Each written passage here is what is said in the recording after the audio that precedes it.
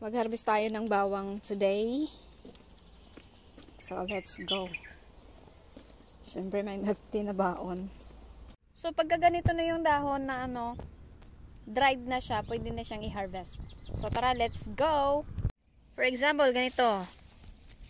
Pag malambot, pwede mo lang siyang hilain. Or kung matigas yung lupa, pwede mo siyang gamitan ng pangganon.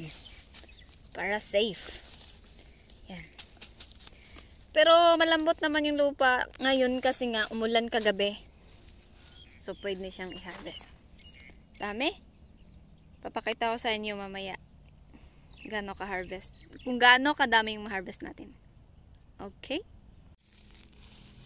Ayan, malambot lang oh.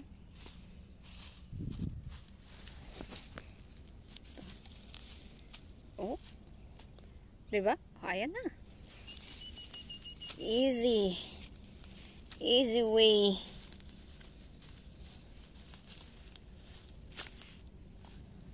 Diba?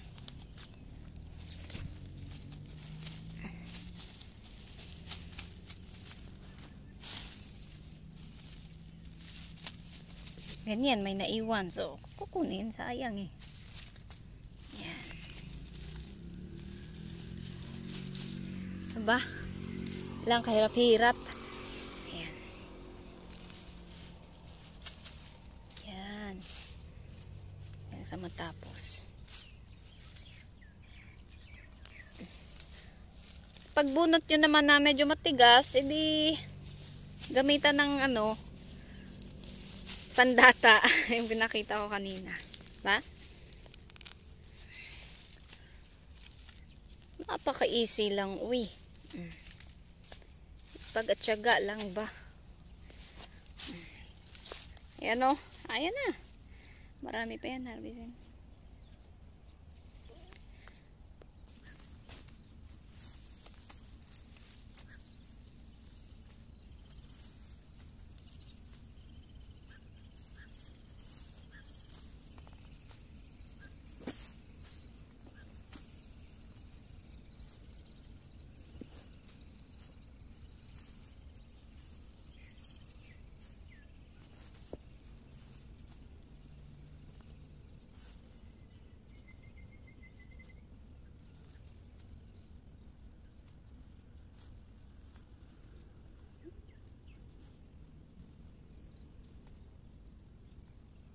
So, tingin nyo na hindi makukuha sa isang bunot, gamitan nyo ng ganito.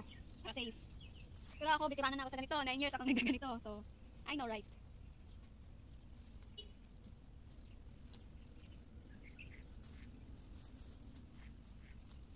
Alam ko yung may natira pa ako hindi at alin doon yung may naiwan pa. Okay?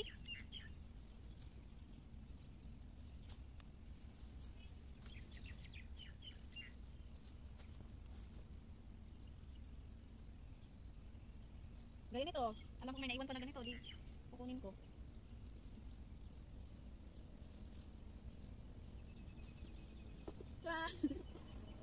Ang saya mag-harvest yung naka-harvest ka na ng pinagpaguran mo with love and labor. Diba? Masaya, kailangan mong i-embrace yung ganitong trabaho. Kaya saludo ako sa mga farmers na ang sisipag. Tara. Ayun. Bouquet of garlic.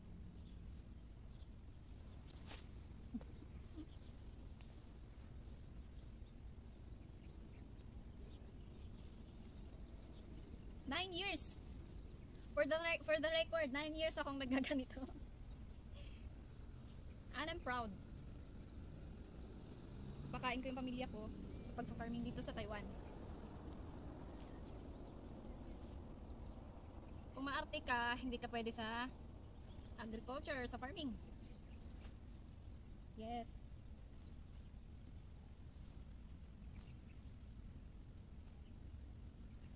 May mga ganito na naiiwan pa. Kaya kunin. Kasi sayang.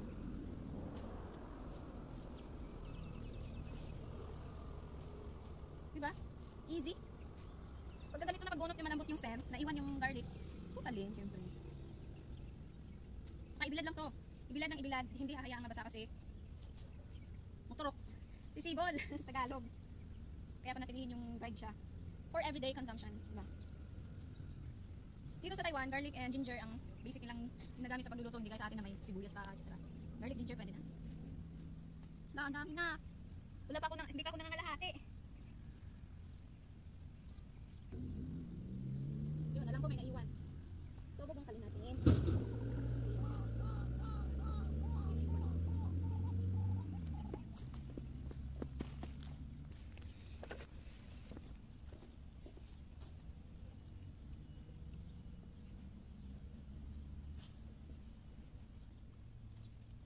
Okay, oh. Ito yung klaseng bawang na maliliit na, sobrang bango. Yes.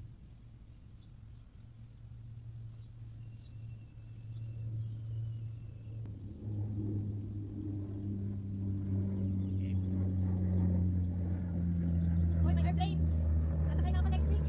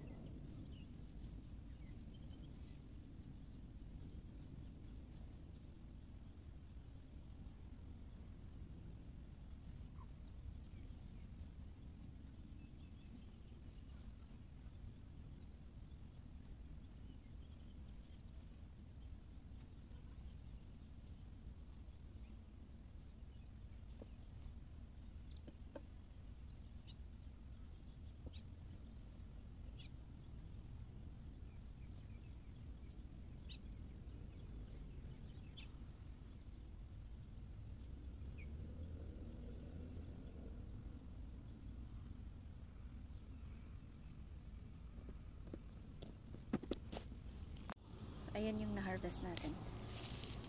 Meron pa. Ayan.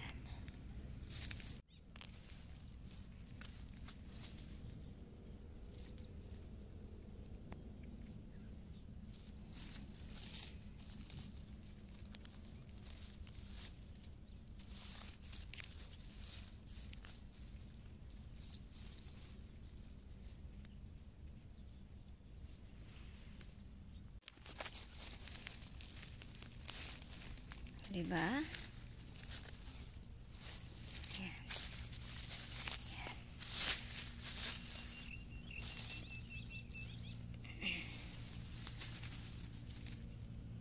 So, yan o, visible na talaga siya. Kasi yung pagtanim nito, paglagay sa lupa, yung hindi malalim, yung sakto lang, yung paglagay mo lang na ilibing mo lang ng konti. Easy. Oh. Ang ganda niya.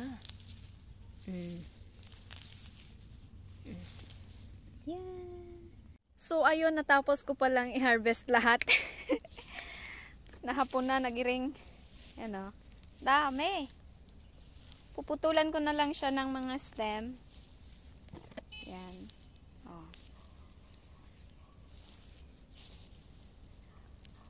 Upat kapundok. Wala, kadaghan. Naka-harvest na talaga ng garlic. Yan, oh. Bango. Sumauto. Nga, na ko nagamit og tripod dito sa garden. Kaya ako nang gihipos kay.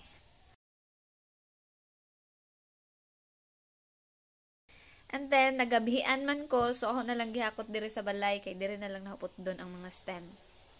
Puyab-buyag, daghan kayo. Ang bango. Diba? So, ito na po. Yung iba natanggalan ko na ng stem. Tapos yung iba, hindi pa. Kasi ibibilad na to araw-araw hanggang mag-dry siya. Yan lang yung process ng bawang. Laki. Oh. Diba?